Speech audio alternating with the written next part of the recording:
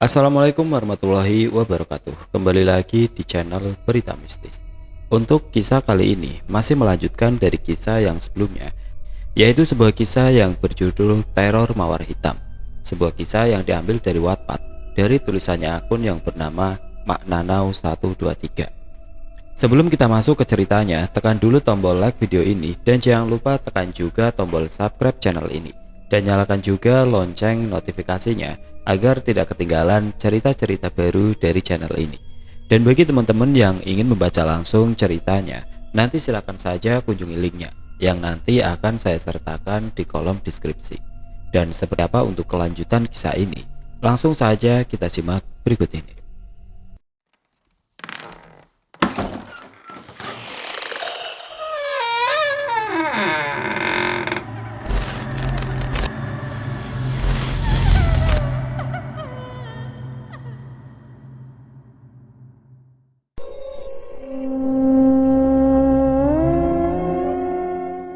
Bangsat, kenapa gue bilang gitu sih sama si Zera?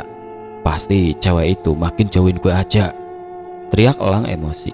Ia berada di lapangan basket sebab baru saja selesai dengan pertandingan. Saat seluruh tim sudah bubar, Elang masih berada di tempat itu. Ia menyadari bahwa ia sangat mengkhawatirkan Zera.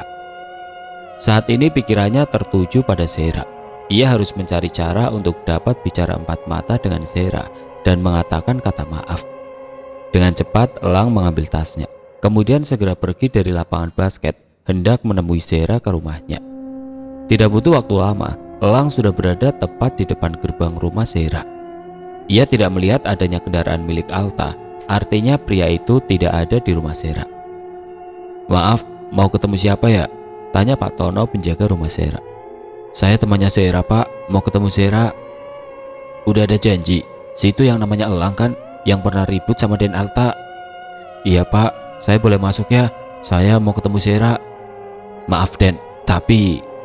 "Saya mohon Pak." "Ya sudah, tapi jangan buat keributan ya, karena keadaan Non Zera belum sepenuhnya stabil." Elang mengacungkan jempolnya, kemudian pintu gerbang segera dibuka oleh Pak Tono. Elang memencet bel rumah Zera dan tidak lama Bi Yati membukakan pintunya. Den Elang kan ya, mau ketemu Non Zera?" "Iya Bi, Zera ada kan di dalam?" "Ada Den, lagi dengerin musik itu kenceng banget volumenya. Tumben aja gitu Non Zera dengerin musik sekencang itu. Musiknya juga musik-musik yang suka ada di klub malam gitu. Apa tuh namanya ya? Bibi lupa." "DJ Bi." "Nah iya itu Den." "Saya boleh masuk Bi?" "Silahkan Den." Bi Yati mengantar Elang sampai pada depan kamarnya Zera. Lalu ia kembali ke dapur untuk mencuci piring-piring kotor yang sempat dipending tadi. Elang perlahan membuka pintu kamar gadis itu, kamar yang sengaja digelapkan. Kemudian Zera yang bergoyang-goyang sambil memegang senter menggerakkan ke kiri dan ke kanan senter itu seolah ia berada di tempat hiburan. Musik DJ yang terdengar menggema dengan volume suara tinggi membuat Elang menutup telinganya rapat. Ada apa dengan gadis itu? Zera! Zera!" Pada teriakan terakhir barulah Zera menoleh. Ia menghentikan aktivitasnya dan menyalakan lampu kembali, mematikan musiknya, lalu melemparkan senter ke atas ranjang. Sungguh Zera malu sekali saat ini. Bahkan ekspresinya berubah kaget sekaligus ingin langsung menenggelamkan saja wajahnya di bawah bantal. Elang, kamu ngapain di sini?" tanyanya gelagapan. Lo ngapain?" Bibir Elang berkedut menahan tawa. Lucu sekali melihat wajah Zera yang tertangkap basah sedang melakukan hal konyol. Zera menggaruk kepalanya yang tidak gatal. Itu Elang, keluar sana dari kamar Zera." Gadis itu mencoba mendorong-dorong Elang, namun Elang yang tenaganya jauh lebih besar darinya tidak berhasil terdorong. Gua kesini buat minta maaf. Maaf soal omongan gue yang di toilet. Dan sebenarnya gue sendiri gak ngerti kenapa gue semarah itu saat Alta datang meluk lo." Yang bagaimana ya?" "Yang gue bilang, lo harus berobat." Zera seketika diam. Ia duduk di atas sofa dengan pandangan lurus. Elang kemudian ikut duduk di samping Zera, sedikit berhati-hati karena takut gadis itu berontak dan marah lagi padanya. "Kayaknya kamu bener. Apa aku harus berobat ya? Sek, gua nggak maksud ngatain lo yang bukan-bukan. Gini, lo boleh cerita sama gua kalau lo ada masalah. Gimana aku mau cerita kalau masalahnya ada di kamu, Lang? Zera melirik Elang dengan tatapan sedih, marah dan juga kecewa bercampur aduk ia rasakan. Maksudnya ada di gua? Kenapa kamu tega mau celakain aku, Lang? Kenapa? Emang aku salah apa? Hanya karena aku deket sama Alta, kamu mau jadiin aku bahan balas dendam kamu ke Alta? Sebenarnya itu... Aku pikir kamu baik, Lang. Ternyata kamu sejahat itu. Jangan-jangan yang selama ini neror aku kamu ya? Neror? Maksud lo? Alta bakalan buktiin secepatnya. Kalau sampai itu bener kamu, aku bakalan benci seumur hidup sama kamu, Lang. Elang mengernyitkan dahinya bingung. Ia tidak mengerti maksud teror yang Zera katakan itu apa. Mengapa dengan mudahnya gadis itu menunjuk padanya? Tadi lu ngapain joget-joget gitu? Zera melipatkan tangannya di bawah dada. Bukan urusan kamu. Ia merasa malu sendiri karena kepergok melakukan hal gila. Mau ajeb-ajeb bareng, biar aku yang megang senternya, goda Elang. Elang apa sih? Pipi Zera merah merona menahan malu yang sebentar lagi akan meledak. Itu tuh, tadi Zera baca di Google untuk menghilangkan stres harus joget-joget. Zera pernah sekali diajak Alta ke tempat hiburan diskotik itu, tapi cuma sebentar karena Zera nggak betah sama orang-orang di sana yang menurut Zera nggak jelas. Dan sekarang Zera mau punya diskotik sendiri dengan cara kayak tadi. Elang tertawa mendengar apa yang Zera ungkapkan itu. Ada-ada saja kelakuan gadis di hadapannya ini. Kalau mau hilangin stres itu caranya duduk sila, tutup mata, terus lepasin semua beban yang ada di hati, Maksud Elang bertapa gitu? Bukan, kayak terapi merilekkan diri. Mau coba? Di mana? Di sini saja. Putar lagu yang klasik biar lebih enjoy. Zera menuruti apa yang pria itu katakan. Lalu ia duduk bersila di atas ranjang tempat tidur, kemudian memejamkan matanya. Kamu nggak macem-macem kan? Enggak sih. Ya udah, aku terus ngapain? Diam, resapi. Lepasin beban yang ada dalam pikiran lo dengan ketenangan. Tarik nafas, buang. Tarik nafas, buang. Kenapa harus dibuang? Ya kalau nggak dibuang, lo mati sih. Ya juga ya. Ya udah mulai. Zera mulai menarik nafasnya dalam-dalam, kemudian membuangnya pelan. Menarik lagi, buang lagi, dan terus seperti itu sampai dirasa dirinya tenang. Apapun masa lalu, lo harus percaya kalau Tuhan gak pernah berhenti sayang sama lo. Dia bakalan lakuin banyak hal biar lo bisa dewasa menghadapi setiap masa lalu, biar lo lebih kuat lagi dari sebelumnya. Ketika lo ngerasa takut, ketika lo ngerasa gak punya siapa-siapa, lo sebut nama orang-orang yang lo sayang dalam hati lo. Kemudian lo ingat momen-momen bahagia sama mereka. Di situ lo bakalan ngerasa mereka tetap ada di dalam hati lo. Saat lo ngerasa kehilangan, lo jangan berpikir bahwa Tuhan gak adil sama lo. Sebab kehilangan mengajarkan lo untuk lebih menghargai orang lain lagi. Menghargai setiap momen lo sama mereka. Menghargai setiap waktu kebersamaan lo sama mereka atau orang-orang yang lo cintai lainnya. Perkataan Elang meresap dalam relung hati Zera. Ia merasa lebih tenang, lebih nyaman. Lalu kemudian ia membuka matanya dan tersenyum. Lega banget, Elang. Teriaknya senang dan refleks memeluk Elang. Elang diam melongo. Mendapatkan pelukan dari Zera rupanya lebih membahagiakan daripada sekedar menang undian. Zera yang menyadari tingkah lakunya langsung merasa salah tingkah tidak jelas. Kamu jangan GR ya, sewotnya gemas sekali. Kenapa harus GR? Kan kenyataan tadi gue dipeluk. Aku kan refleks aja. Iya gue tahu. Elang mencubit pelan hidung Zera. Gimana? Udah tenang? Tenang banget, Elang. Semua perkataan kamu bakalan selalu aku simpan dalam pikiran aku. Karena dengan begitu, aku bakalan lebih kuat lagi. Makasih ya. Sama-sama. Mau nasi padang? Mau. Teriaknya antusias senang. Pakai jaket sih. Sekarang musim hujan, cuacanya buruk, nanti lo sakit. Zera mengangguk kemudian langsung mengambil jaket tebal miliknya. Gadis itu hanya memakai jaket dan celana pendek di atas paha. Meskipun hanya dandan ala rumahan, gadis itu tetap terlihat cantik di mata siapapun pria yang melihatnya. "Alta, lagi, foto lagi. Kamu duduk di sana ya. Terus sambil jilat makanannya. Nah, iya di situ. Iya gitu. Ah, ganteng banget Alta." Zera antusias senang sekali saat memotret-motret Alta yang ia suruh berpose sesuai keinginannya. Alta terpaksa menuruti karena jika tidak, gadis itu akan terus merengek seperti anak kecil yang tidak sabaran meminta jajanan. Zera rasanya teramat bahagia saat mendapatkan foto-foto menggemaskan dari pria itu. Dengan mau-maunya, Alta dipotret memakan coklat yang tidak sama sekali ia sukai. Setelah selesai berfoto, Alta memuntahkan kembali coklat tersebut. Dia memang tidak suka makanan yang terlalu manis. Sebab melihat Zera tersenyum saja sudah cukup mengundang penyakit diabetes untuknya. "Nanti fotonya Zera cuci ya," ucap Zera sambil matanya terus memandangi foto Alta yang berhasil ia abadikan dalam memori ponselnya. "Kalau dicuci nanti rusak dong HP lo." Maksud Zera itu dibikin jadi bagus, bisa ditaruh di dalam bingkai." Alta tersenyum mengusap lembut pipi Zera, kemudian duduk di samping gadis itu. "Malu gak pakai baju sih? Kelihatan banget abis nganunya." "Nganu apa? Tadi ngapain?" Seketika pipi Zera memerah. Tadi keduanya melakukan kegiatan di atas ranjang sampai keringatan. Alta mengeratkan pelukannya di samping Zera. "Kaulah seluruh cinta bagiku, yang selalu menenteramkan perasaanku. Dirimu akan selalu ada di sisiku selamanya." Lirik Alta menyanyikan lirik lagu dari salah satu penyanyi terkenal. "Kau bagaikan nafas di tubuhku yang sanggup menghidupkan segala gerakku. Ku akan selalu memujamu hingga nanti kita akan bersama."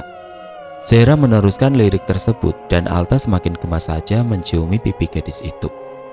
Setelah keadaan Zera mulai membaik, ia kembali ke sekolah. Namun kembalinya ke sekolah malah membuat banyak orang meliriknya seolah tidak suka karena di sampingnya ada Alta. Alta melirik tajam pada satu persatu murid yang berani menatap Zera seperti itu. Lantas mereka langsung menunduk ketakutan. "Kalau ada apa-apa, hubungi gua." Zera mengangguk. Pria itu mengacak pelan rambut Zera, kemudian bergegas pergi setelah selesai mengantarnya ke kelas. Zera segera masuk ke dalam kelas. Namun saat ia duduk di kursinya, ia mendapati meja yang bertuliskan, "Jangan pernah menyakiti hati seseorang jika kamu sendiri tidak mau disakiti." Lantas Zera terkejut dengan tulisan berwarna merah itu. "Siapa yang nulis ini di meja Zera?" tanya Zera melirik satu persatu beberapa murid yang ada di dalam kelas. Saat Zera hendak melampiaskan emosionalnya, Tata datang dan menghentikan Zera yang mengamuk di kelas. "Lu kenapa sih? Ada apa?" "Tata, lihat itu." Zera menunjuk pada meja yang bertuliskan horor itu. "Siapa yang nulis sih?" Zera nggak tahu. "Tata, ini yang Zera maksud teror. Orang itu terus neror Zera, nakut-nakutin Zera." "Lu tenang dulu ya, ini cuma kerjaan orang iseng aja." Jika melihat dari tulisannya, Zera mengingat di mana kejadian ia pernah menolak cintanya Mario. Namun apakah benar itu Mario? Selama ini Mario tidak dapat ditemukan lagi kabarnya setelah keluar dari sekolah. Bahkan akun sosial medianya pun sudah tidak terpakai lagi. Apa benar pria itu sakit hati pada Zera hingga meneror Zera seperti itu? Zera mencoba menahan tangisnya. Ia tidak ingin disebut tidak waras oleh orang-orang di sekitarnya. Ia melakukan kegiatan yang kemarin-kemarin sempat Elang ajarkan padanya. Zera diam, memejamkan matanya, menarik nafasnya dalam-dalam, membuangnya pelan, dan terus ia lakukan sampai hatinya merasa tenang. Sementara Tata sudah mencoret bacaan tersebut dengan spidol hitam. "Nanti gua suruh petugas kebersihan sekolah cat ulang mejanya," ucap Tata yang kemudian duduk di samping Zera. "Makasih ya Tak." "Iya, sama-sama. Lu gak usah sepanik itu sih. Itu cuma kerjaan orang iseng aja. Biasalah caper karena lo udah 2 harian gak ke sekolah. Jangan dipikirin ya." Zera mengangguk pelan. Ia mencoba percaya dengan apa yang Tata katakan, meskipun hatinya berkata bahwa yang tadi adalah sebuah kesengajaan yang dilakukan si peneror untuk melatih mentalnya. Seseorang itu berdiri di balik jendela kelas. Kemudian ia segera pergi dari sana. Kali ini ia gagal membuat Zera mengamuk di kelas. menyerang orang sekitaran seperti apa yang pernah terjadi sebelumnya di toilet sekolah. Ia tidak suka melihat Zera setenang itu. Namun kali ini ia membiarkan gadis itu lolos dari rasa takutnya. Biarkan ia menarik ulur Zera dengan perasaannya yang kadang-kadang tenang, kadang marah, sedih, takut, kemudian gila. Sungguh tidak ada hati nurani untuk seorang pembunuh berdarah dingin sepertinya. Baginya, kematian Zera adalah hal yang paling ia tunggu-tunggu. Jadi ia tidak akan langsung melakukannya, namun perlahan, tapi pasti. Kok lu mau sih tak temenan sama orang gak waras kayak si Zera? Apa gak tertekan lo harus menenangin dia terus? Tanya Jessie seolah ngompor-ngompori. Tata seketika diam. Ia juga sebenarnya merasa aneh berteman dengan Zera, karena gadis itu tidak seperti biasanya. Zera menjadi orang yang berbeda. Tidak seceria dulu, lebih banyak ketakutan, berteriak, dan tidak lagi mau diajak bercanda seperti dulu. Gua kasih tahu sama lu ya, semua orang di sekolah itu ngomongin lu sama Zera. Katanya lu sama Zera itu orang gila yang berkeliaran di sekolah. Nah makanya mending lu jauhin dia. Ngapain coba masih berteman sama orang gak waras? Ucap Viola yang kemudian ketiganya segera pergi dari hadapan Tata. Tata masih diam di tempat. Tadinya ia mau menunggu Zera selesai dari toilet, tapi mendengar apa yang Jessie dan Viola katakan membuatnya segera pergi dari kantin. Beberapa menit kemudian Zera kembali ke kantin. Loh, Tata kemana ya? Tanyanya melirik sekitaran. Tadi katanya mau tungguin aku. Zera mengambil ponselnya dalam saku, kemudian mengirim Tata pesan chat. Tata, di mana? Zera udah balik lagi nih. Namun pesan chat tersebut tidak sama sekali dibaca oleh Tata. Zera mencoba berpikir positif. Mungkin Tata sedang ada urusan mendadak mengenai tugas sekolah. Saat Zera hendak beranjak mencari Tata ke kelasnya, tiba-tiba sebuah tangan menahan pergelangan tangannya. Elang? Mau tidak mau Zera duduk kembali di samping Elang. Mau kemana? Baru juga duduk. Gua lihat tadi si Tata pergi. Lu di sini saja, makan mie ayam bareng gua mau. Tapi udah sih, nanti juga si Tata nyusul kali. Beneran nanti Tata nyusul? Elang mengangguk saja, padahal ia tidak tahu juga di mana Tata. Elang segera memesan 2 porsi mie ayam dan kemudian keduanya makan bersama di kantin. Lantas keduanya menjadi sorotan para murid lain. Hanya saja Elang tidak peduli. Ada yang iri karena Zera selalu didekati pria-pria tampan. Ada pula yang gemas dengan hubungan Zera dan juga Elang. Mereka seperti netizen yang hobi bergosip atau menjodoh-jodohkan. Murah banget loh berani deketin Elang. Seorang wanita menghampiri keduanya, lantas membuat Zera meliriknya bingung.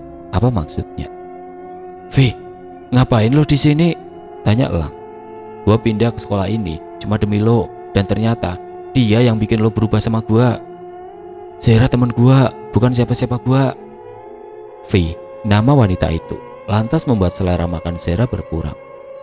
Wanita itu mendekat, menarik rambut Zera kasar. Lepasin aku.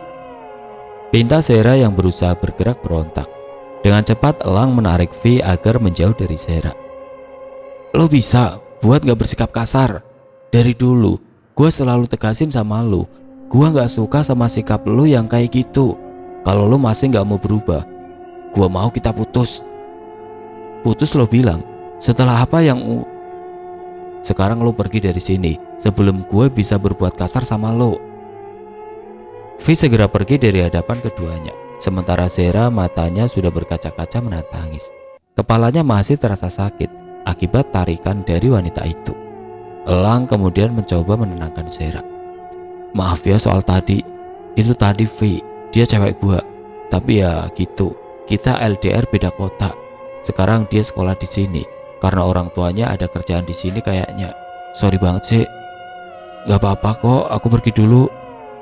Zera segera bangkit berdiri dan berlari pergi. Entah mengapa Elang merasa sangat bersalah sekali. Bisa-bisanya V datang lagi padanya, kemudian membuat hal yang gila di hadapan banyak orang. Ini tidak bisa dibiarkan. Elang harus segera memutuskan agar meninggalkan wanita itu. Tidak peduli berapa kali dirinya tidur bersama V. Terserah saja wanita itu akan menganggapnya seperti apa. Toh sebelum perutnya terisi bayi mungil, maka laki-laki masih bisa mencari yang lain bukan? Zera menangis di rooftop gedung sekolah. Sebenarnya bel pulang sudah berbunyi sejak tadi, tapi Zera memutuskan menghabiskan waktunya di rooftop saja. Perkataan Tata masih terngiang dalam pikirannya, di mana tadi saat ia memasuki kelas, Tata malah menghindar dan duduk bersama teman yang lain. Saat Zera bertanya, mengapa tingkahnya seperti itu?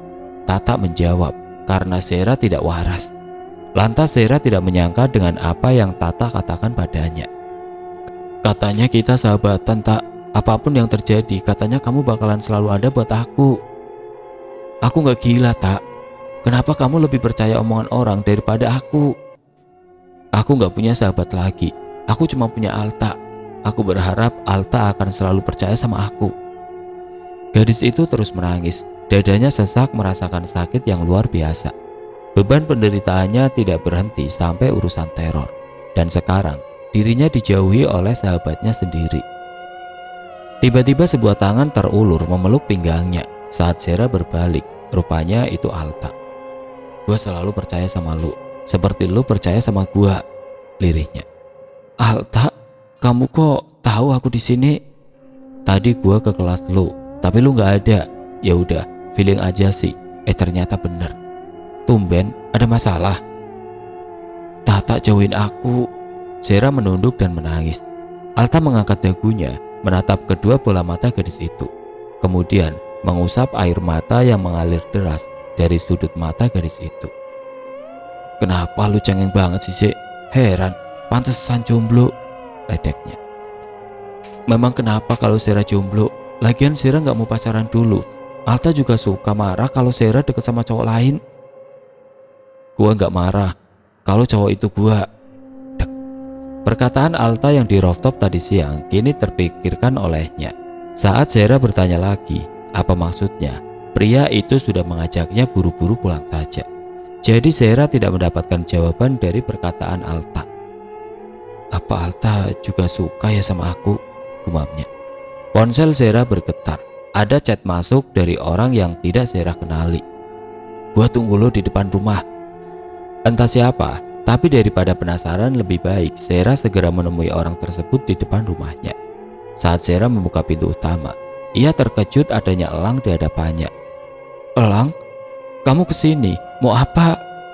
Elang kemudian mengeluarkan tangan kanannya dari belakang punggung, seraya memperlihatkan apa yang pria itu bawa.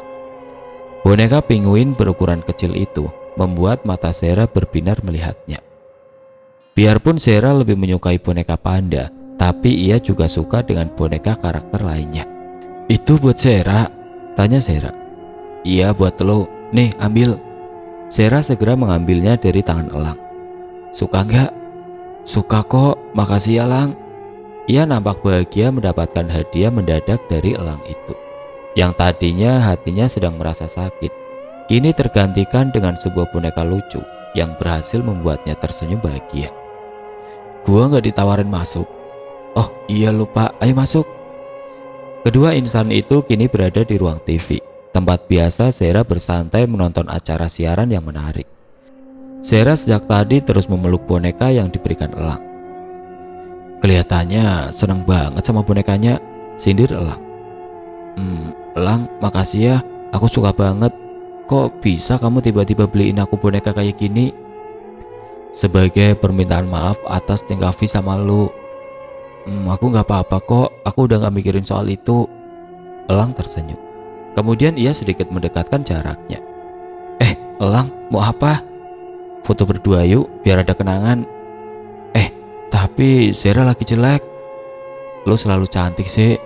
Zera tersenyum malu-malu disebut cantik oleh Elang, malah membuat pipinya semakin bersemu merah saja. Foto keduanya Elang abadikan dalam ponsel miliknya. Namun kemudian Zera meminta agar fotonya dikirim juga padanya. Emang Alta gak marah kalau tahu lo sama gue foto berdua? Enggak, Alta gak pernah cek HP aku kok. Gak apa-apa kan aku minta fotonya, nomor kamu juga udah aku save. Oke kalau gitu. Keduanya menghabiskan waktu berdua. Rupanya bercandaria bersama Elang bukanlah hal yang buruk. Pria itu tidak sejahat apa yang selama ini ia pikirkan. Zehra tidak lagi mengingat soal apa yang Alta katakan, karena ia merasa nyaman sekali berdekatan dengan Elang. Perasaannya pun mengatakan bahwa Elang bukanlah pria yang jahat. Setelah kepulangan Elang, Zehra kembali ke kamarnya, berbaring di atas ranjang tempat tidur dan mengingat momen bahagia saat bersama Elang tadi. Melihat wajah Elang dari dekat, rupanya pria itu tampan juga. Apa aku move on dari Alta ya? Dia gak sama sekali punya perasaan kan sama aku. Jadi buat aku berharap lagi, gumamnya. Zehra melirik pada boneka penguin yang ia pajang di atas tempat tidurnya. Lucu banget sih, Elang kok bisa seromantis itu. Pantes aja ceweknya sayang banget sama dia.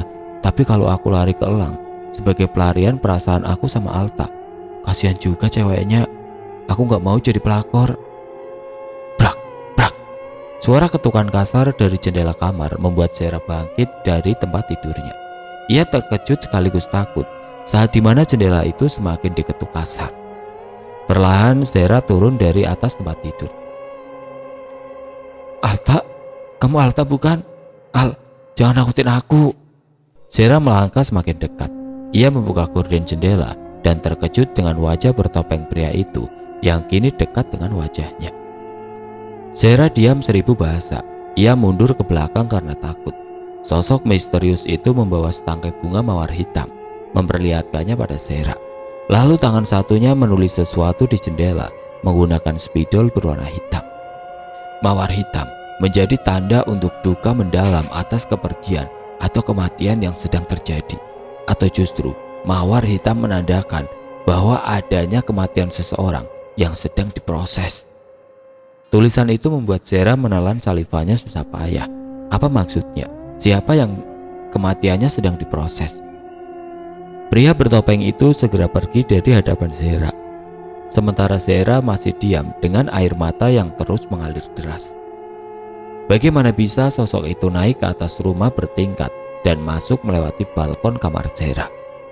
Zehra hendak mengejar, namun akibat tulisan itu nyalinya ciut. Siapa pria tadi? Enggak mungkin. Lutut Zehra lemah. Tubuhnya terhuyung jatuh ke atas lantai dan tidak sadarkan diri. Piyati yang memang hendak memasuki kamar Zehra untuk memberikan susu panas itu terkejut melihat Zehra tergeletak di atas lantai. Piyati kemudian menaruh segelas susu itu di atas meja, lalu memindahkan Zehra ke atas ranjang tempat tidur. Sebuah surat Elang temukan di atas sofa. Ia tidak tahu surat dari mana dan ada kotak kecil yang entah isinya apa. Bi, Eni, Bi, teriak Elang memanggil pembantunya. Iya Den, ada apa? Ini surat dari siapa? Bibi nggak tahu Den. Tadi ada orang kesini, katanya pesanan Den Elang. Siapa? Cowok atau cewek? Cowok Den. Tapi Bibi nggak bisa lihat mukanya jelas, soalnya ditutup masker Den.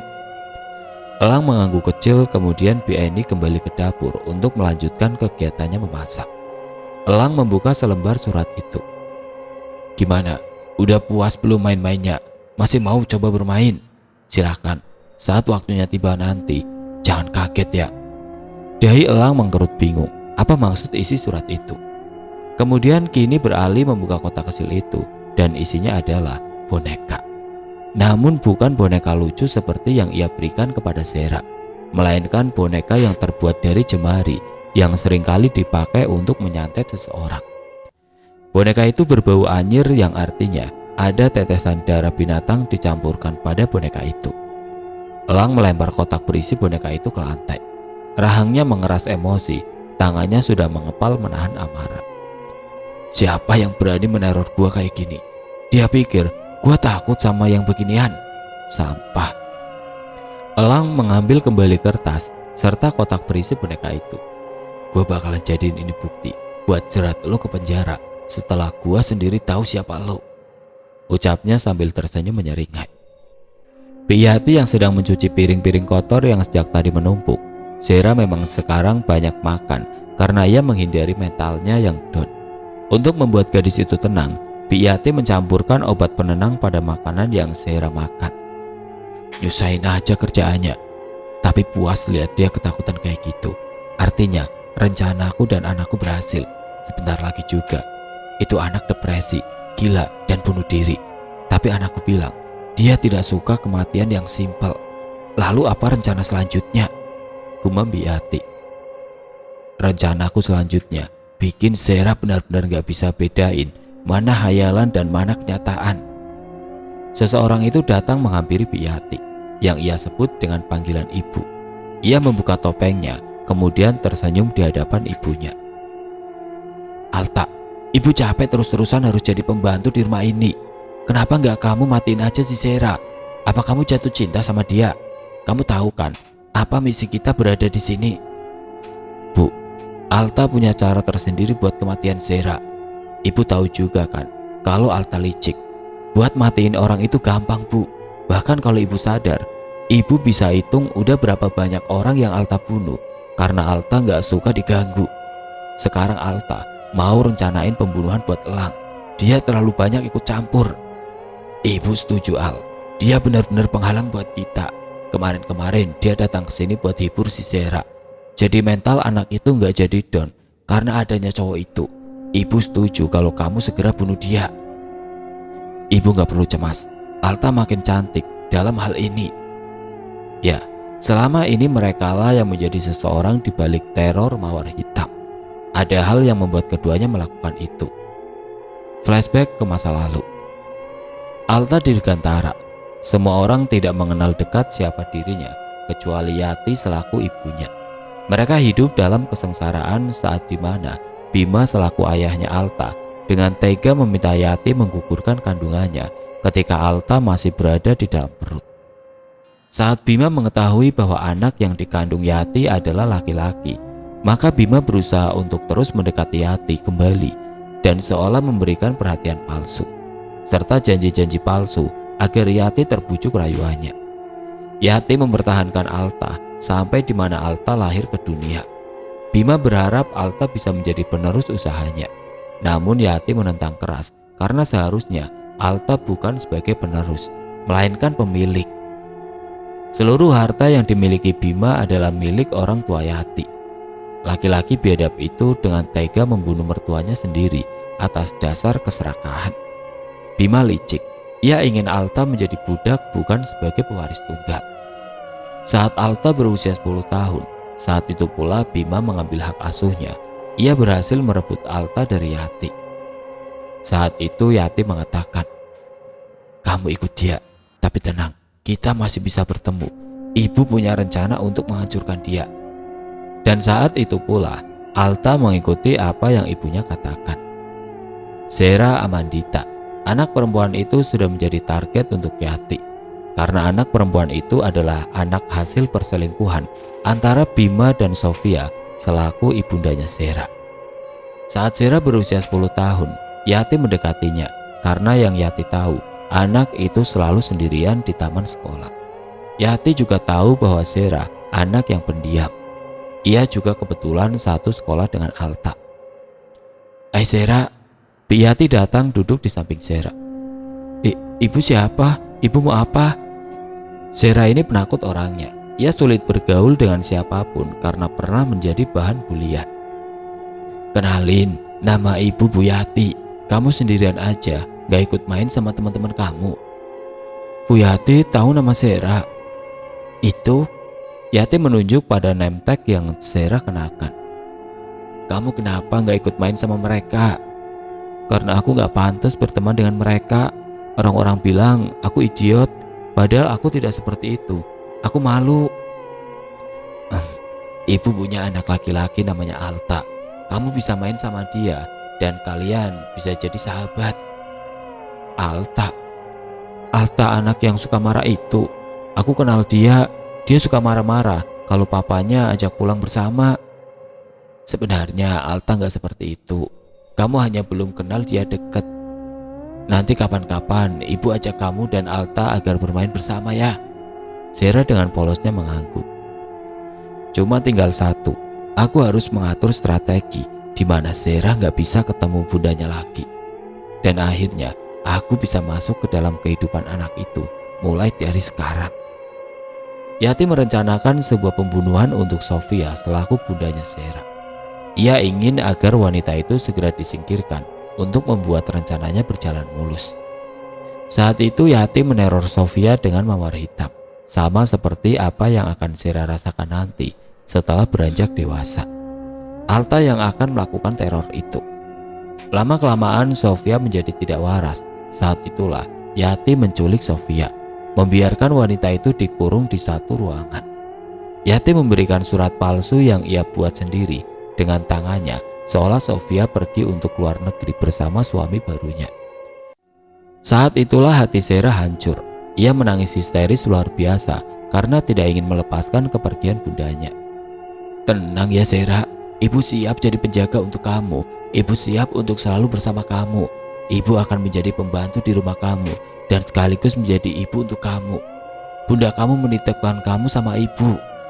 Yati sengaja berakting seolah sedih dan berpura-pura menjadi sahabat Sofia sejak lama. Padahal Sofia tahu betul bahwa Yati adalah istri sah Bima. Saat itu Sofia meninggalkan Bima karena ia tidak mau disebut-sebut sebagai pelakor. Sejak saat itu Zera dan Alta mengikat tali persahabatan. "Aku mau berteman dengan kamu, tapi jangan galak-galak ya Alta. Zera takut," ucap Zera. "Aku janji gak akan galak sama kamu Zera." Semua sudah atas rencana Yati. Ia akan mendidik Alta sebagai anak pendendam, anak yang akan menjadi sosok pembunuh untuk Zera. Tidak boleh ada satupun keturunan Sofia yang hidup di muka bumi ini. Maka Yati memperalat anaknya sendiri jika sudah besar nanti akan menjadi pembunuh berdarah dingin seperti dulu. Sofia tewas dalam keadaan mengerikan. Wanita itu tewas membunuh dirinya sendiri dengan benda tajam akibat tingkat kewarasannya yang sudah 0,2%. Meskipun Sofia tidak waras, ia selalu mengingat Zera sebagai anaknya. "Kamu akan menyesal Yati, kamu akan menyesal." Begitulah kira-kira kata terakhirnya. Kembali ke masa sekarang. Sebenarnya Alta bisa saja langsung membunuh Zera. Tidak sulit baginya melakukan hal itu, karena beberapa wanita lainnya pun sudah ia bunuh. Kemudian fotonya ia pajang di tempat tongkrongan sebagai kenang-kenangan. Namun ada hal yang membuat Alta sulit melakukan hal itu. Entah mengapa ia merasa tidak tega saat dimana bisa saja ia mengambil kesempatan untuk membunuh gadis itu. Apakah sebuah perasaan yang membuatnya ragu? Perasaan cinta yang mengalir untuk gadis itu, atau justru perasaan karena Zera adiknya, meskipun beda ibu. Bagaimanapun ayah mereka sama, Bima Dirgantara. Dan hal itulah yang membuat Alta tidak bisa melakukan hubungan seksual dengan Zera. Alta selalu dipengaruhi oleh Yati. Yati mengatakan bahwa dulu ia hidup menderita, sementara Zera hidup bermewah-mewahan dengan harta papanya. Harta yang dikelola karena sudah membunuh kakeknya Alta. Padahal kenyataannya Sofia bekerja keras sendiri untuk Zera, anak perempuan satu-satunya yang ia miliki, hingga Zera bisa hidup dengan segala fasilitas mewah yang dia miliki. Setiap kali mengingat Zera yang hidup bahagia, disitulah Alta mengingat setiap ucapan ibunya yang sampai papanya sendiri hendak membunuhnya. Memilih mempertahankan Sofia dan Zera anak haram itu ketimbang dirinya dan ibunya. Perasaan dendam itu terus berlanjut sampai usia Alta beranjak remaja dan hingga detik ini. Ia sengaja ikut dengan Bima agar ia tidak kehilangan uang yang seharusnya memang ia nikmati. Papanya itu pun akan Alta bunuh jika waktunya tiba nanti. Untuk membunuh Bima membutuhkan waktu yang sudah ditetapkan agar terkesan estetik.